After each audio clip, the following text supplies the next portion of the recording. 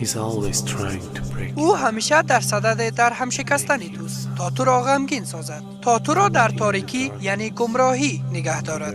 از همان ابتدا یعنی زمانی که دشمنی خود را نسبت به انسان اظهار کرد، ابلیس گفت: پروردگارا، چون تو مرا به خاطر انسان ناامید کردی، من هم بدیها را در نظرشان می آرایم و گمراهشان خواهم کرد. و در طول تاریخ او باعث شرارت و ویرانی میان ملت ها شد.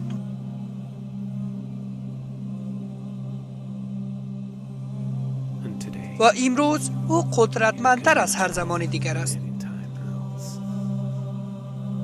ارتش او قدرتمند شده. شیطان پرستان، فریماسون ها، ایلومیناتی،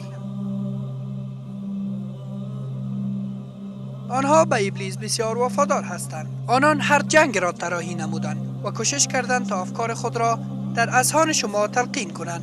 آنان دین دلخواهشان یعنی شیطان پرستی را، نظام سیاسی دلخواهشان را و نظام اقتصادی نوین را تأسیس کردند. آنان با طرح‌های زیرکانه و با گماشتن افرادشان در دولت‌ها و شرکت‌ها در صدد اداره مردم و کنترل امور جهان هستند تا بتوانند نفوذ و اقتدار سیاسی را به دست آورند و در نهایت نظم نوین جهانی را پیاده سازند. A new world order. یک نظم نوین جهانی، یک جهان با حاکمیت قانون، نه قانون جنگل، اداره امور دنیا را به عهده میگیرد. اگر در طرحمان پیروز شدیم که میشویم، ما شانس واقعی این نظم نوین جهانی را خواهیم داشت. نظمی که در آن ملل متحد و قابل اعتماد میتوانند نقش صلح‌آمیز خود را در عملی ساختن اهداف و وعده‌های مؤسسین ملل متحد ایفا کنند.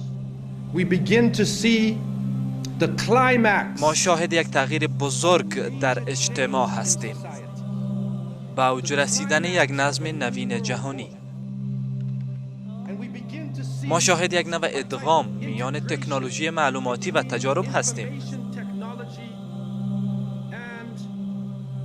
ما شاهد انتقال سریع افکار، فرهنگ، سیاست و اقتصاد از یک ملت و ملت دیگر هستیم.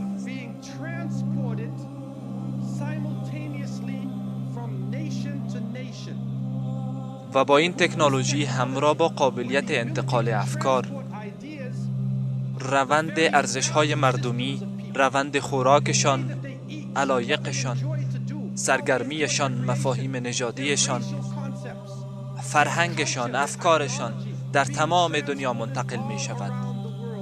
یک نوع جهانی شدن. و با این پیشرفت در تکنولوژی معلوماتی و با این رویدادهای بزرگی که به وقوع می پیوندد که به اوج خود رسیده و ما می بینیم که مردم بیچاره آغشته هستند و می گوییم مردم را چه شده؟ دنیا را چه شده؟ با آنکه همه دیدگاه‌های متفاوت، ملت‌های متفاوت و روش‌های مختلف داشت که متمم یکدیگر بودند، حال شاهد آن هستیم که سیاست خالی از اقتدار اصلی است. برعکس اقتصاد تمام امور اجتماع را کنترل می‌کند.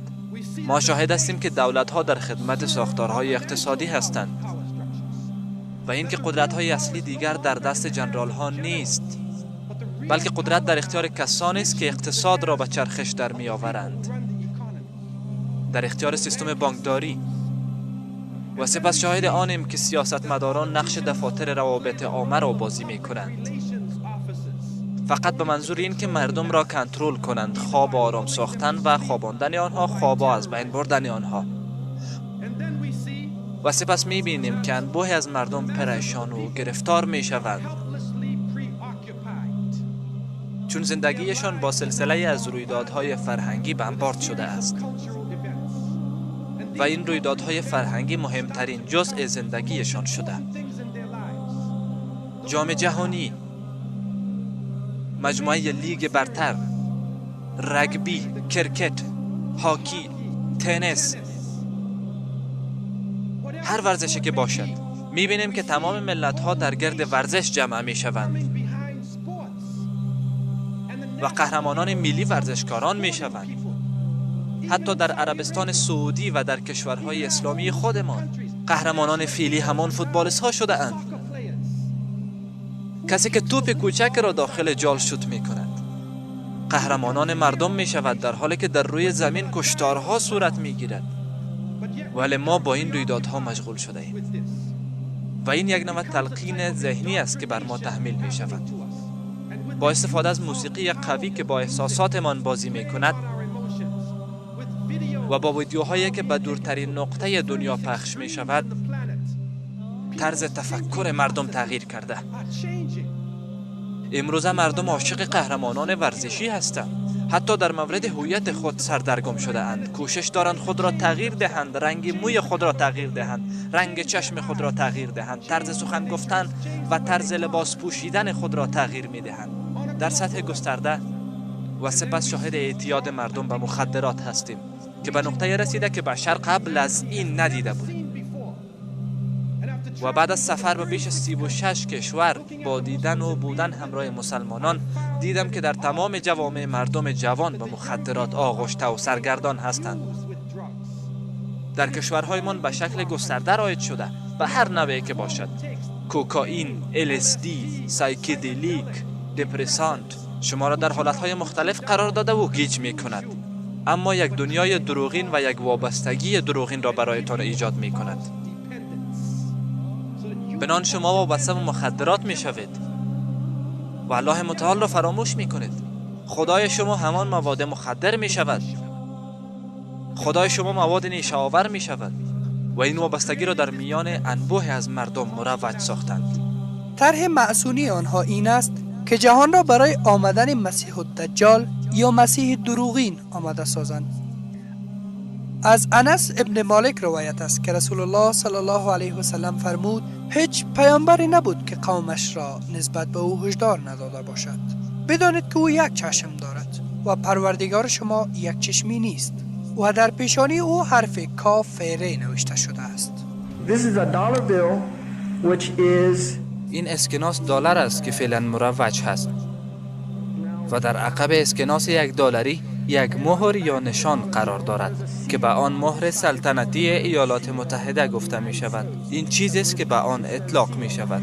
این مهر آنهاست و این دقیقاً چیزی که در عقب مهر ایالات متحده هست: یک هرم همراه با یک چشم. حال این چشم برای آنها رب و نوع یا آفتاب هست که کلمه شعا را از همین جا می گیریم، یعنی شعای آفتاب. این خدای آفتاب هست. دقیقاً خصوصیات میترایی را دارد. این خدای ماسون هاست.